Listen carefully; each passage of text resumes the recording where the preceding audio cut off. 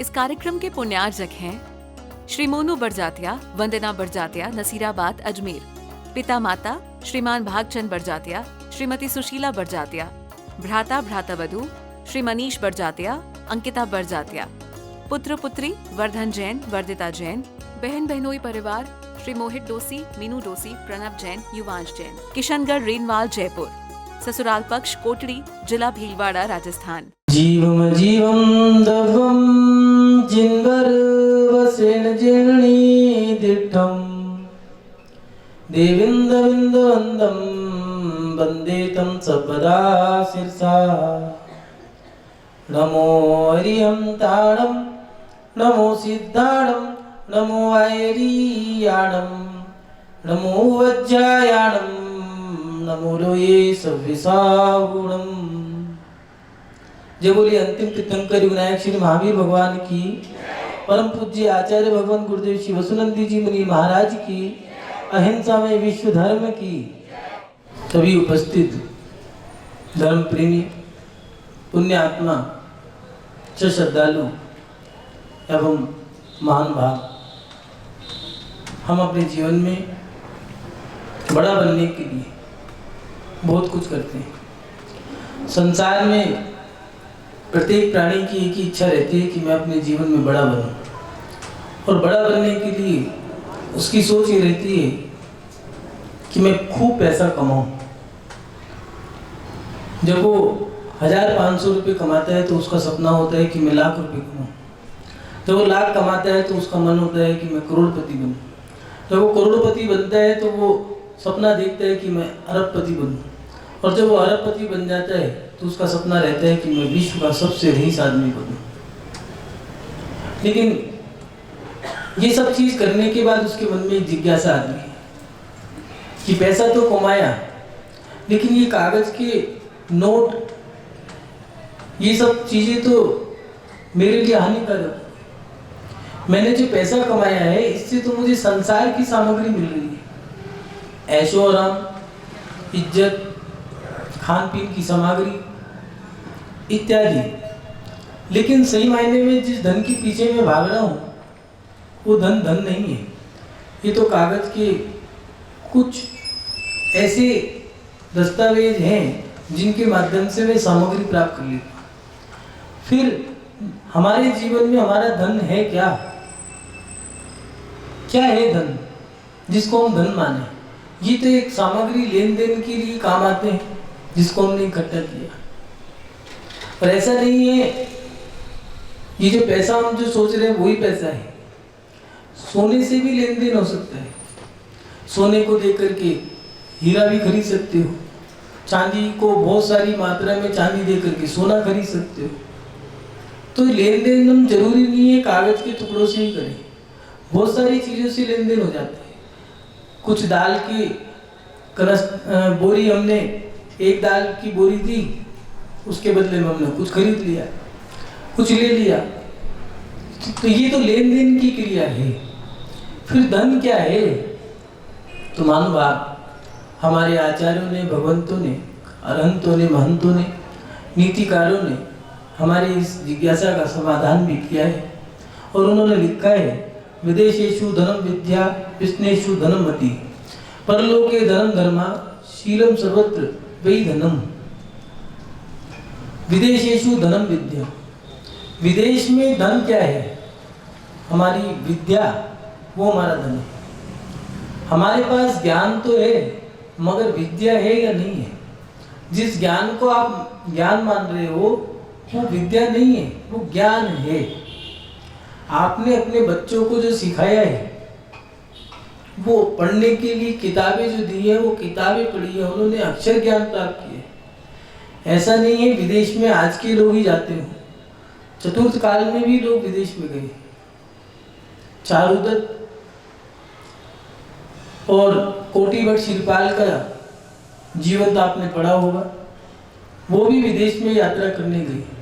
व्यापार करने अमर कुमार सुसुंदरी के प्रति वो भी गए। श्री रामचंद्र जी दशरथ के जो पुत्र हुए, अयोध्या से चल करके वो लंका तक गए।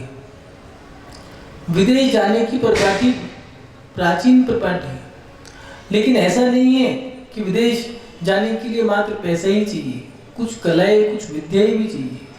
आज के समय में आप जो अपने बच्चों को सिखा रहे हो, क्या उनके पास ऐसी कलाएं हैं जो विदेश में रह करके वो अपना जीवन जी लें?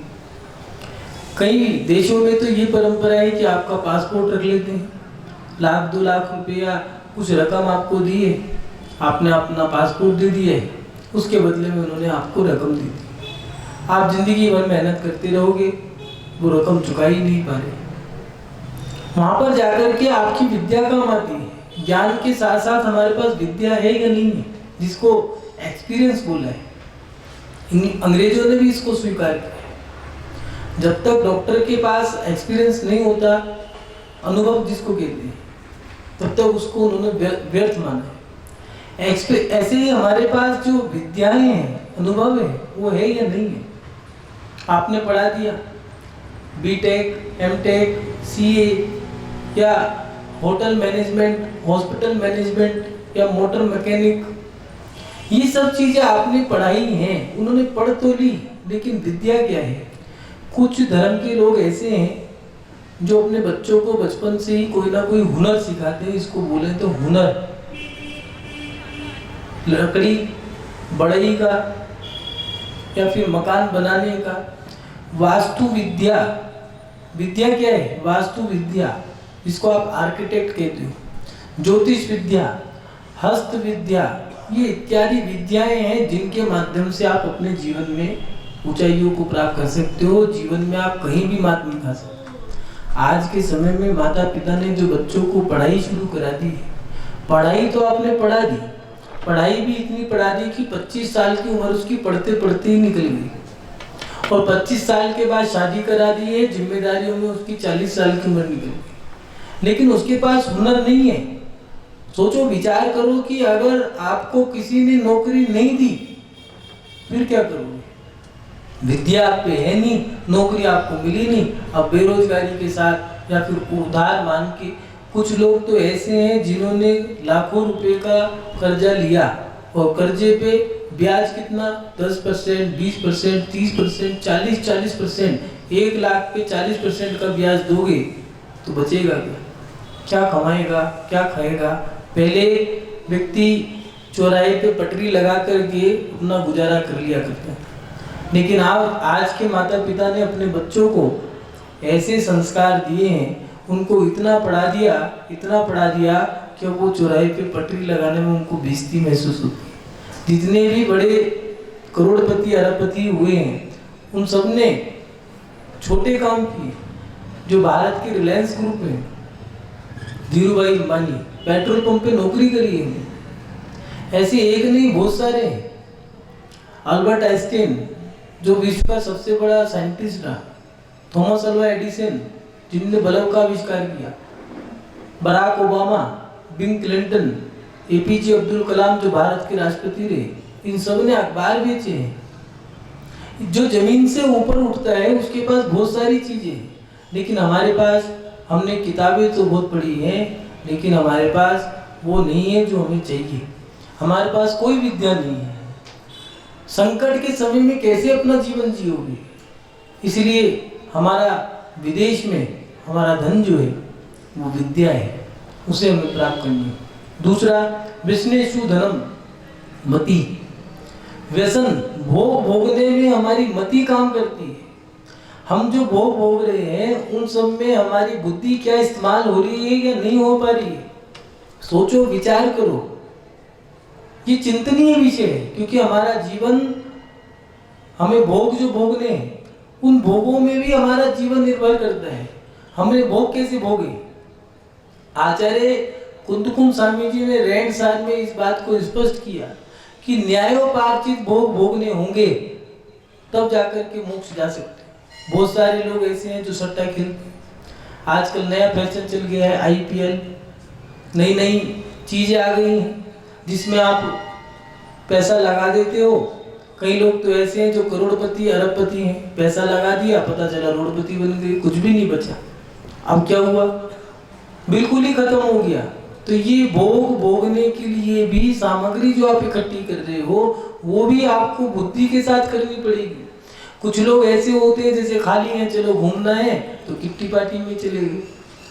बहुत सारी महिलाएं ऐसी हैं जो किट्टी पार्टी में नहीं जाना चाहती, लेकिन जाना मजबूरी है, नहीं जाए तो हमें बैकवर्ड कहते हैं।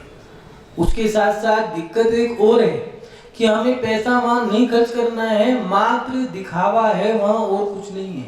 बढ़िया से बढ़िया पहनावा, जा भी कहाँ रहे हैं, रिसोर्ट में, नहीं तो वाटर पार्क में। ऐसी ऐसी जगह जाने से धर्म तो गया गया, जो पैसा खर्च हुआ वो भोग विलासता में गया, मन नहीं था।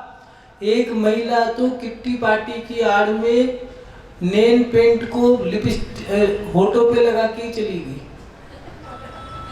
उसे यही नहीं पता था अब किट्टी पार्टी में जाना है, होड़ है, लेकिन उन्हें ये नहीं पता इसका नुकसान क्या है। याद रखना, संगति जैसी होगी रंगत वैसी ही आएगी। हमारी संगति अगर खराब होगी तो हमारी जिंदगी भी बर्बाद होगी। जब भी जो बिगड़ा है, देख लेना, शराब पीने वाला व्यक्ति अकेला नहीं बिगड़ा होगा, 4 लोगों के बीच में रहकर के बिगड़ा होगा। जुआ खेलने वाला सटोरी व्यक्ति 4 लोगों के बीच में रह करके, जो बचपन में किसी व्यक्ति ने सिगरेट पी ली है या बीड़ी पी ली है, देख लेना उसने 4 व्यक्ति के बीच में रह करके पी होगी, अकेले नहीं पी होगी। ये हमारे जीवन में दिया है, जो भोग हम भोग रहे हैं उसके लिए हमें बुद्धि का इस्तेमाल करना है। कुछ लोग भोग तो भोगते हैं लेकिन उन्हें ये नहीं पता, शादियों की भी मर्यादा थी। रामचंद्र जी की देखा होगा आपने रामायण में, जब कोरोना के समय में सबने रामायण देखी तो उनमें से कई लोगों से हमने पूछा, क्यों भैया बताओ राम जी की बारात कैसी हुई। पुरुष बारात में गए और वहां पर जाकर के दरबार में उनका सम्मान हो गया। आज की परिपाटी कैसी चल रही है समझ नहीं आता। भोग कैसे भोग रहे हैं, किसी भी ग्रंथ में नहीं लिखा पटाखे जलाओ आतिशबाजी करो। जितनी आतिशबाजी आपने उस शादी में करी है, अब आपकी शादी तो हो गई, 5-7 साल बाद हुआ क्या, अब आपके बच्चे मर गए। एक महिला आई और कहने लगी, महाराज जी लगभग 5-6 बच्चे मेरे मर चुके हैं, गर्भ में ही मर गए, क्या करूं। अरे तुमने जो आतिशबाजी जलाई थी, पटाखे या बारूद जलाया है, उसमें जो गायें हैं उसका बच्चे का क्या हुआ। जो चिड़िया या कबूतर के जो बच्चे घोंसले में हैं, इतनी तेज साउंड आपने बजाया है, एक नहीं, इतना पैसा भगवान की रथ यात्रा में लगा देते तो क्या पता आपका कल्याण हो जाता।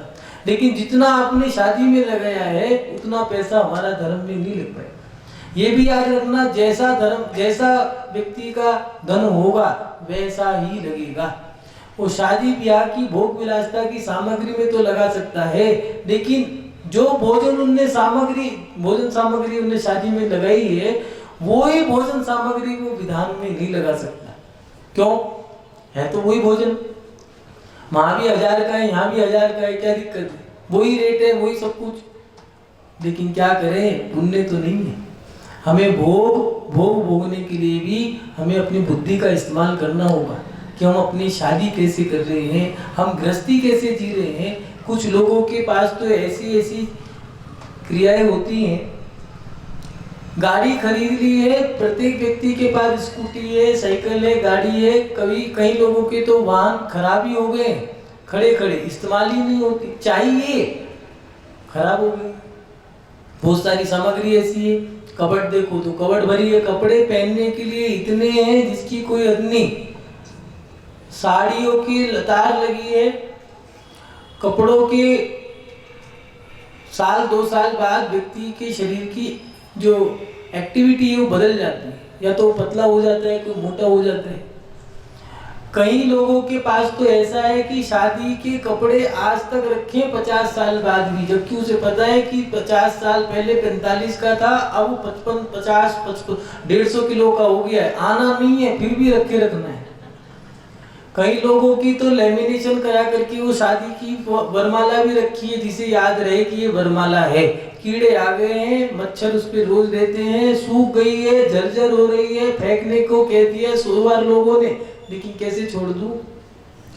हमें भोगों की सामग्री इकट्ठी करनी है, वो भोग सामग्री कैसी भी हो। यहाँ पर भी हमें बुद्धि का इस्तेमाल करना होगा कि हमारी भोग सामग्री में हम कैसे इस्तेमाल कर रहे हैं, कैसे भोग भोग रहे हैं। प्रत्येक क्रिया से हमारे जो कर्म बन रहे हैं मान भाव, वो हमें ही गुजारने होंगे, वो हमें भोगने होंगे, हमें ही काटने होंगे। आज के समय में भोग विलासता चरम सीमा पे है। क्या पहले के लोग भोग नहीं भोग सकते थे?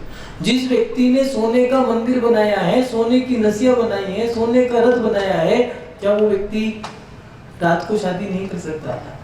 क्या वो पटाखे आतिशबाजी जलाना नहीं जानता? विचार करो। लेकिन वो जानते थे कि इन चीजों से हानि ज्यादा है, लाभ कम। तीसरा दिया परलोके धनम धर्म। परलोक में धन क्या है? तो परलोक में हमारा धन धर्म है। जिस लोक में हमें जाना है, हर व्यक्ति स्वर्ग जाना चाहता है या मोक्ष जाना चाहता है।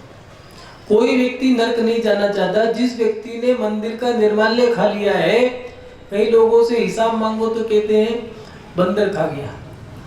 हिसाब की डायरी, किताब या कॉपी, हिसाब की कॉपी गाय खा गई, कौवा लेके उड़ गया। क्यों भैया? इतनी सारी किताब थी हिसाब की, लेके भागा वो।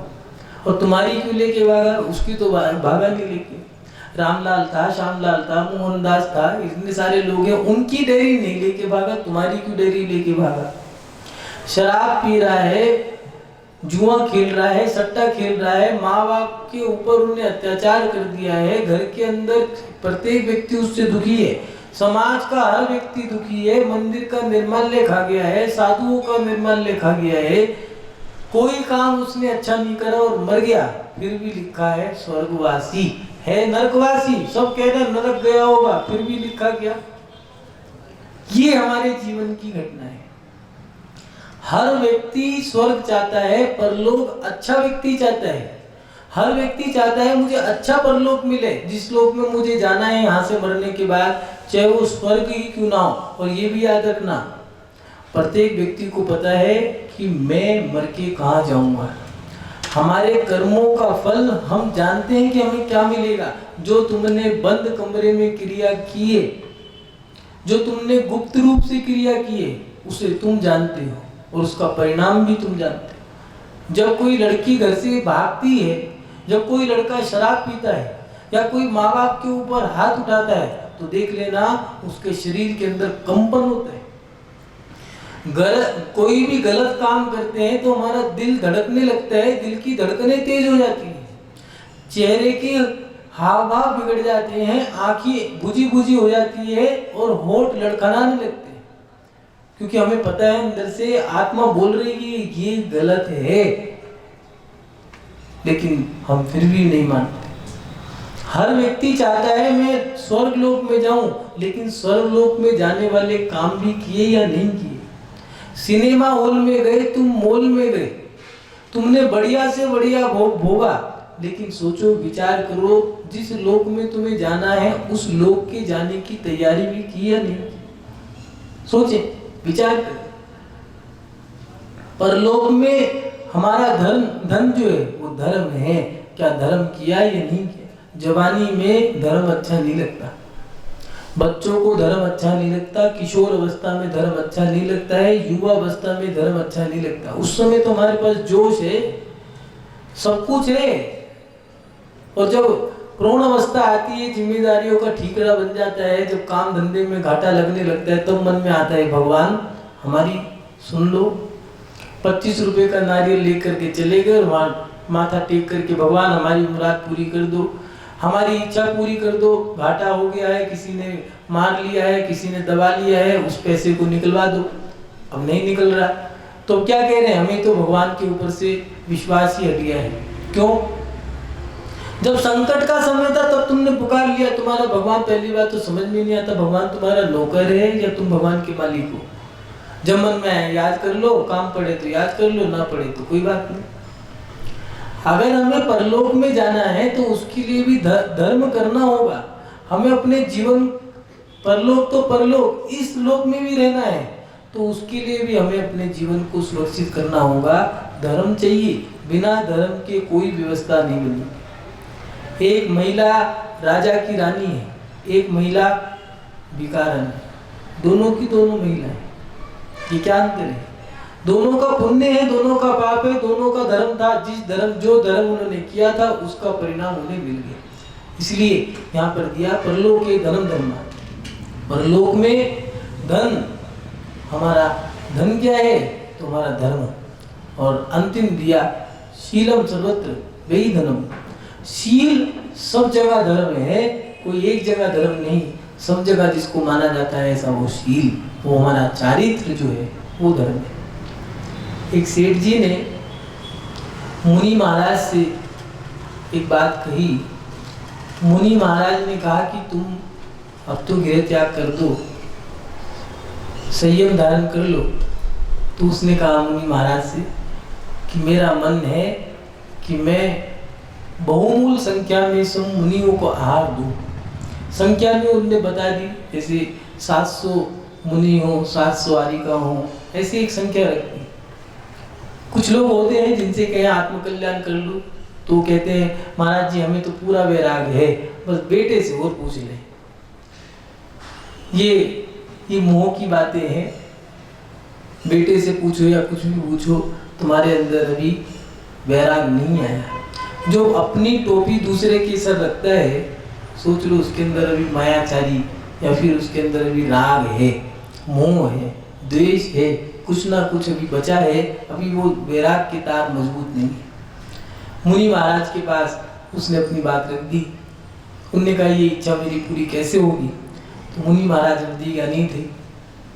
उन्होंने कह दिया तुम्हारे नगर में जो अखंड ब्रह्मचार्य व्रत का पालन करता हो उसको अगर तुम आहार करा दो तो तुम्हारा ये नियम पूरा हो जाएगा। वो कैसे पता लगेगा? जिसके आहार भोजन करने से तुम्हारे घर में एक चंदोवा लगा है, वो चंदोवा बिल्कुल काला पड़ गया है। जिसके आहार करने से वो चंदोवा स्वर्ण का हो जाए, समझ लेना वो अखंड ब्रह्मचार्य का पालन करने वाले होंगे। और गांव में सबको बुलाया, एक एक परिवार को उसने न्योता दे दिया। उन्हीं में एक महिला थी विजय नाम की। विजया और विजय दोनों दंपत्ति थे। उन दोनों की नई शादी हुई थी और उसने अपने पति को पहली रात्रि में ही कह दिया कि मैंने बचपन में ही आरिका माता जी के सानिध्य में शिक्षा ली थी और शिक्षा लेकर के तो मैंने त्याग किया। तो एक पक्ष का मैंने नियम लिया था कि शुक्ल पक्ष 15 दिन तक ब्रह्मचार्य व्रत का मैं यावत जीवन पालन करूंगी। आपसे निवेदन है मेरा ये नियम मत तोड़वाना।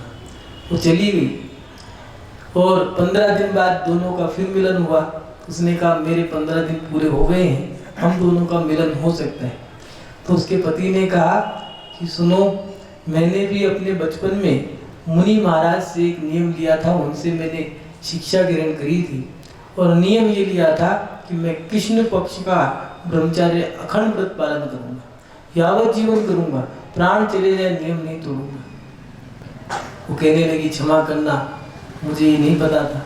उन्होंने कहा कोई बात नहीं, हम दोनों के दोनों यावत जीवन अखंड ब्रह्मचार्य का पालन करेंगे।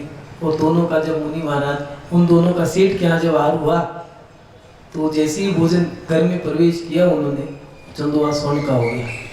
मान भाव हमारे जीवन में ऐसा ब्रह्मचार्य व्रत नहीं है, लेकिन शील हर जगह पूज्य होता है, चारित्र सब जगह पूजनीय होता है।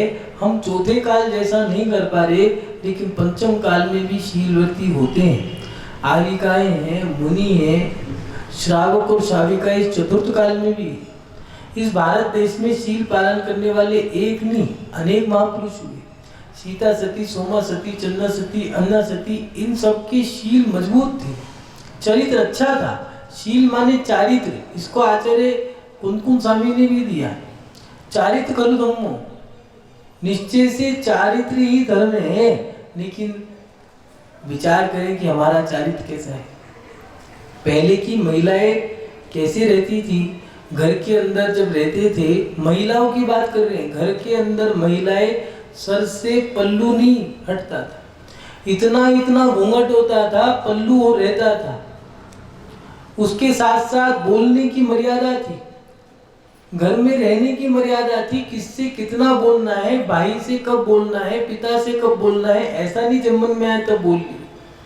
पिताजी से पूछते थे आपसे कोई चर्चा करनी है, समय दे दो, तो क्या करते थे, बेटा ठीक है इस समय आना तब चर्चा कर लूंगा, नहीं तो ठीक है समय है तो बताओ क्या कहना है। चर्चाएं भी तरीके से होती थी, कोई आता तो कहा करते थे लीजिए आइए आप भोजन कीजिए, ये मर्यादाएं थी। हमारे जीवन में कहाँ चली गई हमारी मर्यादा, हमारा शील कहाँ चला गया, कहाँ गया हमारा चरित्र। ऐसा नहीं है शील महिलाओं का ही हो, पुरुषों का भी रहा है। पुरुषों ने भी शील का पालन किया है। पहले के लोग धोती दुपट्टा पहना करते थे, नहीं तो धोती कुर्ता, उसके बाद कुर्ता पजामा आया, ये पुरुषों की बात कर रहे हैं। और उसके बाद पैंट शर्ट आ गई, अब तो निक्कर में आने लग गए। मंदिर में भी मर्यादाएं खत्म हो गई हैं। साधु के पास कैसे आना है सब खत्म कर दिया। कहाँ तक हम नीचे गिर गए, हमारे तन से, मन से, धन से, हर प्रकार से हमारा चरित्र कैसा बन गया है। मान भाग, शील बहुत बड़ी चीज है। हमारा चारित्र बहुत बहुमूल्य है, कीमती है।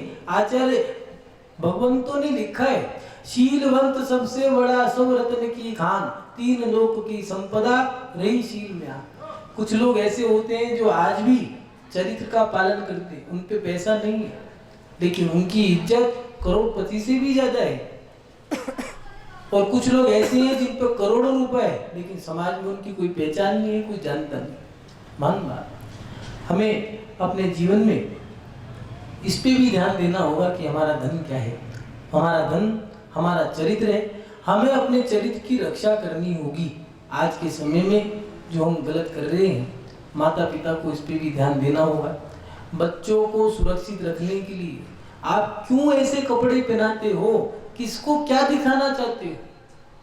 अगर तुम दिखाओगे और कोई देख ले और कोई रीझ गया और फिर कोई भगा के ले गया, फिर क्यों रोने की जरूरत है, क्या जरूरत है रोने की।